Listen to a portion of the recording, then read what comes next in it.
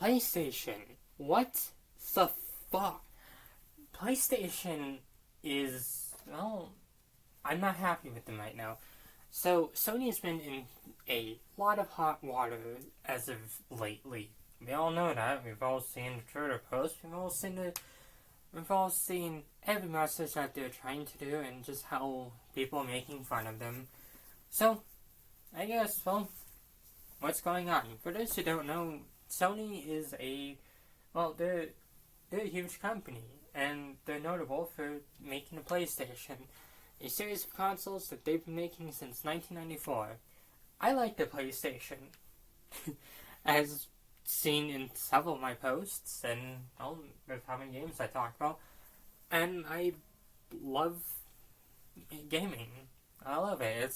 It's a fun hobby, and I like collecting games, and I like talking about it.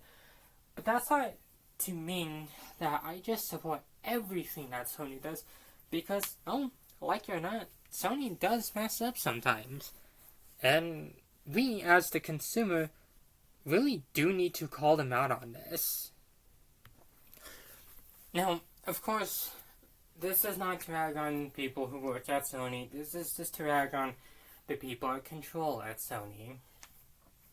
So, Sony is getting into controversy for two major reasons. The first one, we'll just go talk about that one. The PlayStation 3 store and the PS Vita store, they're shutting down next year.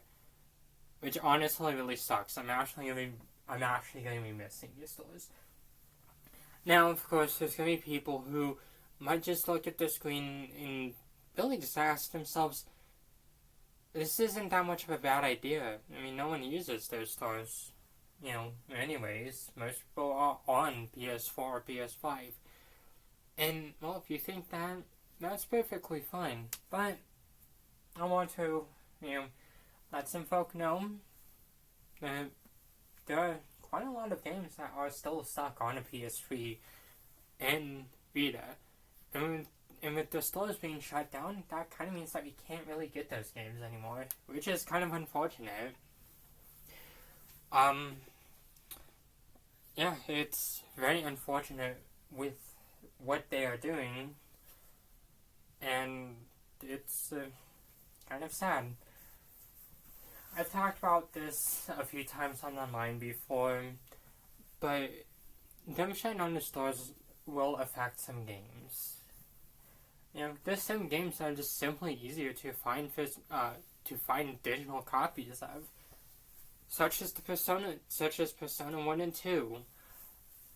The Persona series is a long-running series of JRPGs developed by Atlas. They're really fun. I've talked about them up on my other channel. Well, whichever channel this one's going to go up on. I'm thinking it's probably Moonlight Belladonna. But, so I've actually talked about this one up on that channel, and of course, a bit on my other channel. And the only really easy way to play these games is for the for the PS Vita store and the PS3 store. Because, Persona 1 and 2 started off on a PlayStation 1. They got remakes, not re-releases, on a PSP. And, okay, that's actually really cool. And so it is, that kind of meant that they are on digital storefronts. At least, I think Persona 2 Eternal Punishment was Innocent Sin and Revelations, I think, is solely on a PSP, but you can of course get on a Vita, which is super cool. But with the stores shutting down, that means that these three games are not going to be available unless you hack your console or emulate them. But if you don't want to go through that route or just don't know how to, your best bet is just to find physical copies, which these copies, they're expensive. And it's the same issue with a lot of other games. Digital Devil Summoner has the same issues. The game is super cheap on console, but is super expensive. It's super cheap digital, but it's super expensive physical, and same for Grand Theft Auto Liberty City Stories. The game's like $40. Physical. for digital, it's 20. Not to mention, some games generally just, well, they might be a little easier to find digital. It's not to say that digital's the best way, but when it comes to getting PSP and Vita games, that might be your best bet, is because the PSP and Vita, their games go for a lot these days, depending on what game it is. And it can be the same with the PS3 too. And with these stores being shut down, well, it kind of just makes it just makes them more harder to find, and it can, the prices could be driven up, which just sucks for everyone. So it's just very unfortunate that these stores are being shut down, and a lot of people are getting on Sony's back for all this. Myself included. I'm not really too happy about that. I get why, because Sony's not really making PlayStation 3s or Vitas, but it really just sucks because there's people who can only really play these consoles, and it just sucks that a way that they can get new games is just not going to be there anymore. And I guess the second thing that we're going to be talking about, yeah, Sony is going all digital. I mentioned this in my Rockstar video, well, with them going with GTA 6 digital. I probably should have mentioned Sony too. But of course, yeah, Sony's going to go digital, and people hated that. People are really hating on Sony right now, which is kind of funny. But it's great to see that the internet united against Sony. A bit back, Sony announced that they would be kind of phasing out physical games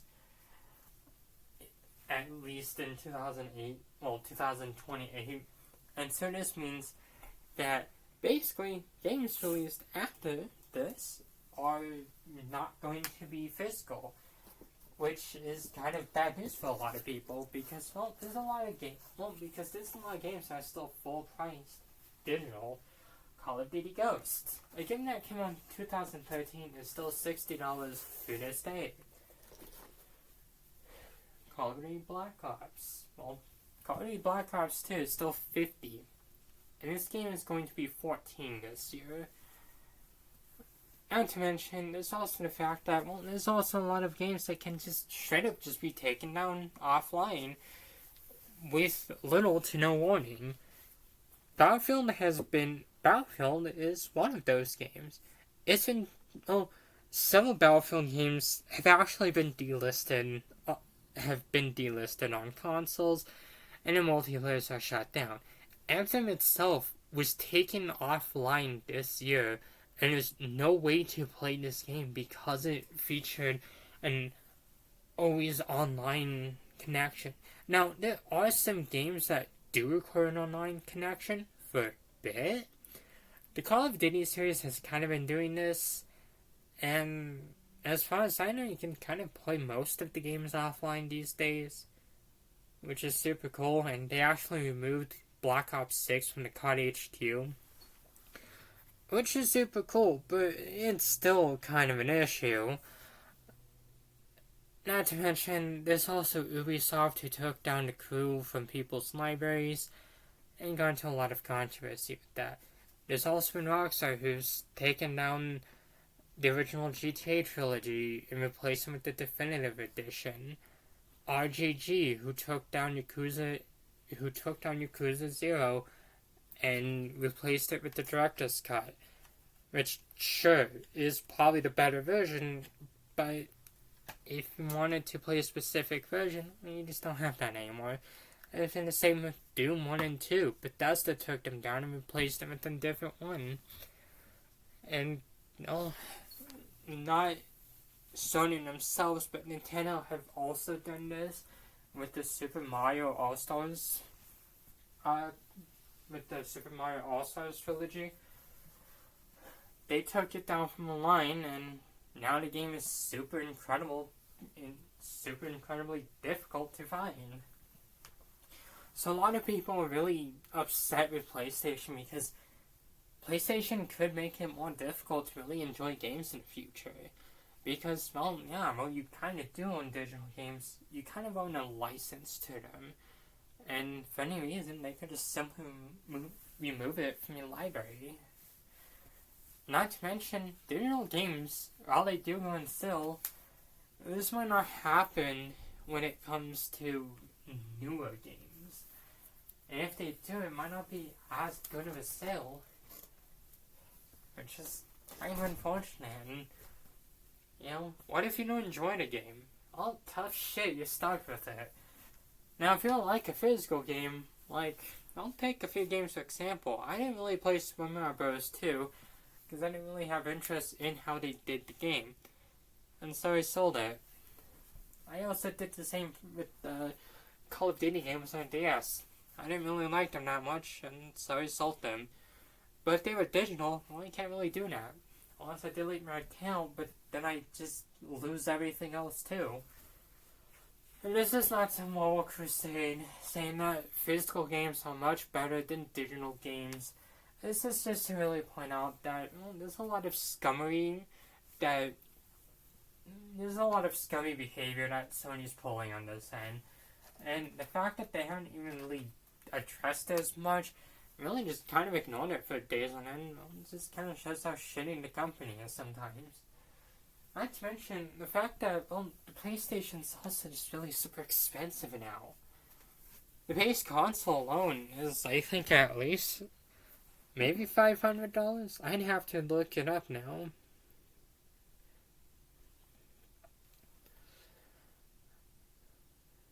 But Sony's been really frustrating a lot of people with this.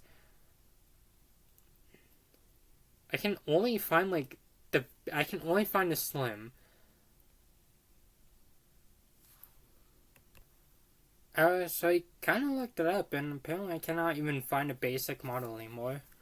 Walmart had it for about like $600, which I guess we might just go by Walmart then. But GameStop at least sells it for $529. But this is still kind of an issue because, well, that's still a lot of money for one console. And so this is upsetting a lot of people. It also just doesn't really help that stuff like the PS5 Pro is now about $900. And that's before tax, and that's before you include the disc stand too. No, my bad.